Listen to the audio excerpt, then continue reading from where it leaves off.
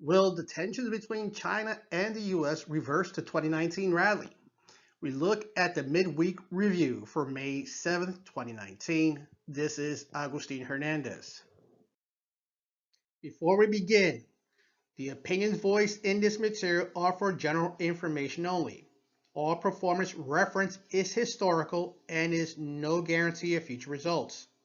All indices are unmanaged and may not be invested into directly. Technical analysis is the forecasting of future financial price movements based on the examination of past price movements and cannot predict the future. Technical charts referenced are subjective. No strategy can ensure success or protect against loss. International markets involve special risks such as currency fluctuation and political instability. These risks are often heightened for investments in emerging markets. International investing may not be suitable for all investors. Investing involves risk, including loss of principal. Sector investing will be subject to greater volatility than investing more broadly across many sectors and companies. On this week's agenda, we review the last week in the S&P. With possible trade war, how has it affected the Chinese broad stock market? And what markets and indices in the US were hit the hardest? And with the recent sell-off, has the 10-year US Treasury Note challenged its earlier highs? And finally, what does this mean? We first look at the daily chart of the S&P up until close of business day Tuesday, May 7th. The S&P looks like it had a short-term intraday high last week. Since then, market has pulled back. On the face of it, this may just be an ordinary short-term pullback. After all, the S&P has had several pullbacks along the year, going down anywhere from 2 to 4% each time.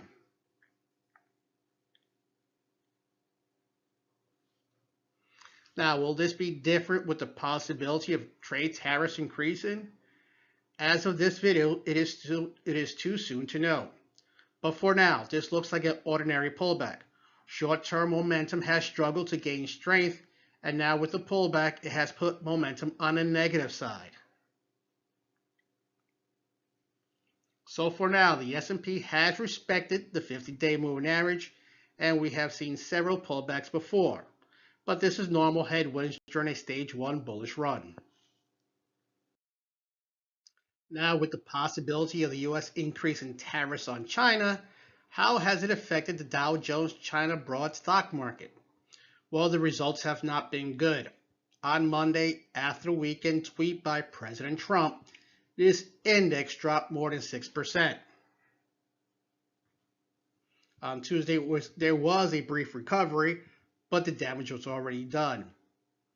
After a rally from the beginning of 2019, we see a peak at 444.06.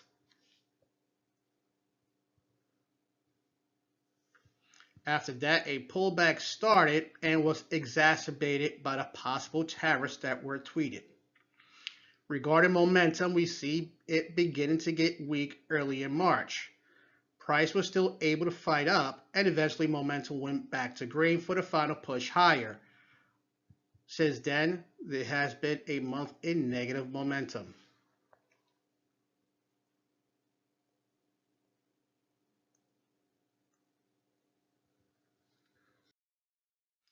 One of the major U.S. indices negatively affected by the tariff threat is the Dow Jones. With a combination of industrial and tech company, tariffs would be a possible anchor to profits. As we see both Monday and Tuesday, there were negative returns. Now, to be fair, this index was stalling at the 26.7K mark. But with this recent pullback, it temporarily hurt the Dow's chances of joining the S&P and Nasdaq in breaking its all-time high. As we see in the MACD, just as the index hit a short-term peak in price, momentum began to turn negative.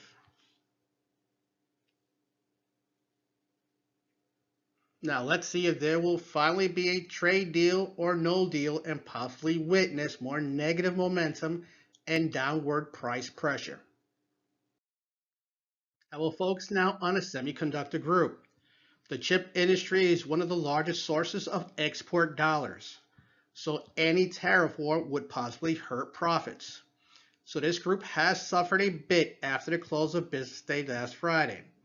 It has had 2 straight days of losses that equaled about 3%. Now this group, which is a leader in the rally, has now pulled back about 6% from its peak several weeks ago. For now, it looks like a normal pullback. In fact, we can see this group has pulled back several times during its rise. The most recent pullbacks have also been in the 4 to 7% range. So for now, it looks like an ordinary 2019 drawdown.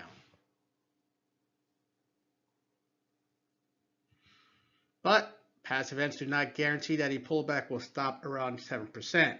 So for now, we have price above its rising 50 and 200-day moving averages, and that is positive. The MACD has turned negative in the short term. After about a month plus mostly in the green, we finally turned orange. For now, we treat it as an ordinary pullback. With all this volatility in the stock markets, what about the 10-year US government note?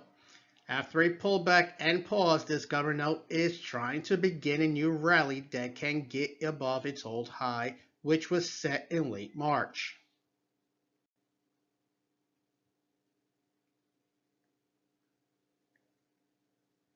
Will it have enough strength to get past it?